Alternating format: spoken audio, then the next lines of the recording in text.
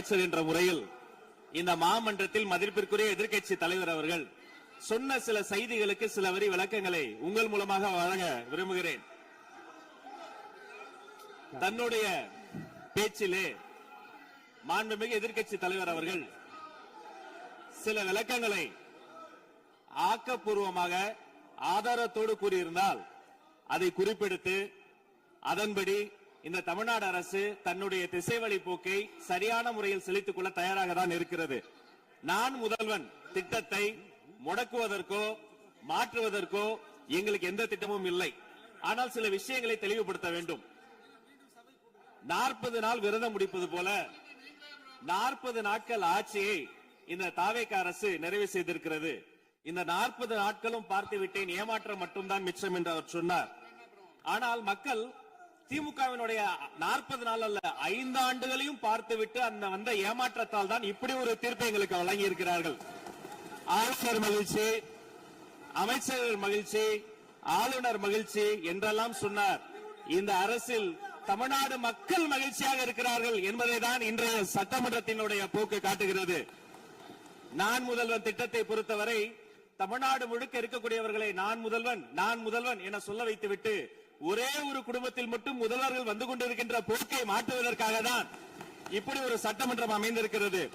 தமிழ்நாடு வரலாற்றில் முதல் முறை முதலமைச்சர் மட்டுமல்ல, மாண்புமிகு சி ஜோசப் விஜய் அவர்கள் முதல் முறையிலேயே முதலமைச்சராக இருக்கிறார். அவருக்கு பிறந்தநாள் வாழ்த்துக்களையும் சொல்லிக் கொண்டு நிதி ஆயோக் கூட்டத்தில் மாண்புமிகு முதல்வர் சொன்னதெல்லாம் 40 நாட்கள் நீங்கள் செய்திருக்க முடியாது, அது திமுக தான் காரணம் என்று சொன்னார்கள். நானும் அதை தான் சொல்கிறேன்.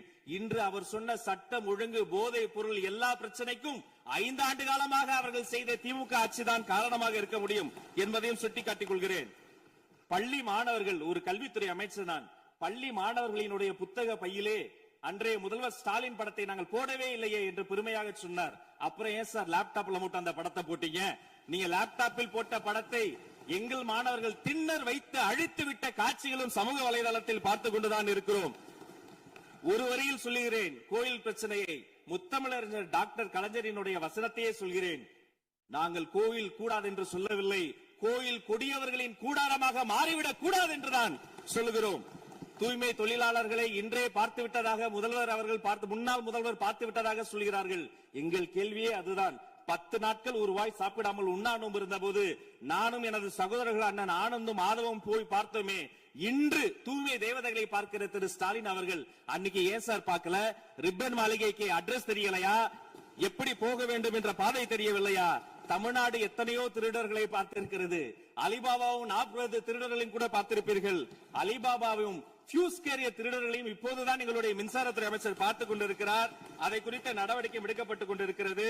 அவர்கள் மின்வெட்டை குறித்து சொன்னதற்கு மாண்புமிகு புரட்சித் தலைவி அம்மா அவர்கள் இதே மாமன்றத்தில் சொன்ன ஒரு வரியை சுட்டிக்காட்ட ஆசைப்படுகிறேன். இந்த மாமன்றத்திலே தமிழ்நாட்டிற்கு மின்சார தடையை அறிமுகம் செய்த திமுக எதற்கு மின்சார தடையை பற்றி பேசுகிறது என்று அவர் கேட்டார். கலைஞர் வண்ண தொலைக்காட்சி கொடுத்தார்கள், அந்த நாட்களை பார்க்க முடியாது.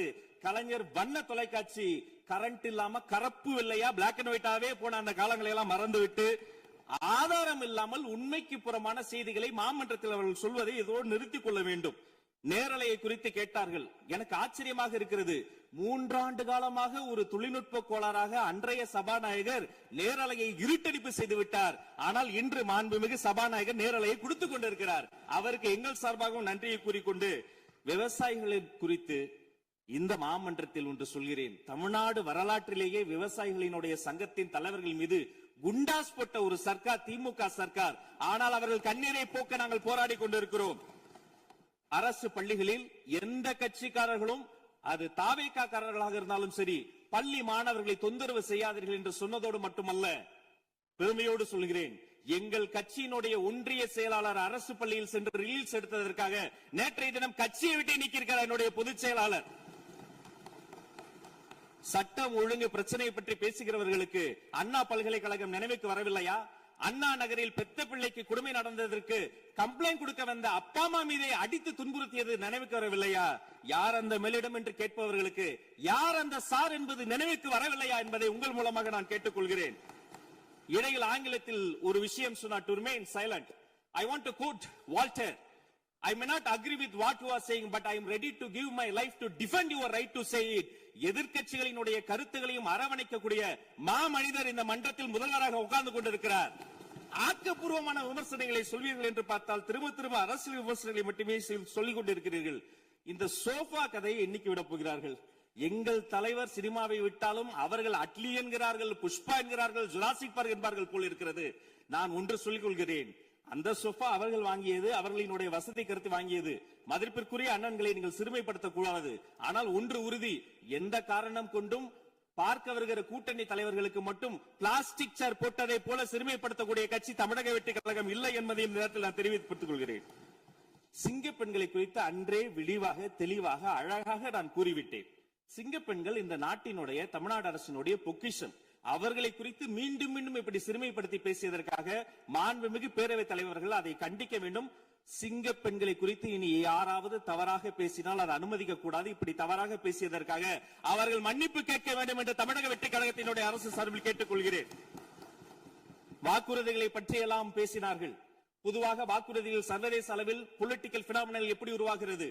ஒரு பிரச்சனை, அந்த பிரச்சனைக்கான ஒரு சொல்யூஷன்ஸ், அதை எந்த பொலிட்டிக்கல் இன்டர்ஃபரன்ஸ் இல்லாமல் செயல்படுத்தக்கூடிய ஒரு செயல்முறை, பின்பு வரக்கூடிய அந்த வெற்றியை ரோடு போடுவோம் என்று சொல்லி ரோடு போட்டதை காண்பித்து எக்ஸிபிட் செய்து அவர்கள் முன்னோக்கி செல்வார்கள்.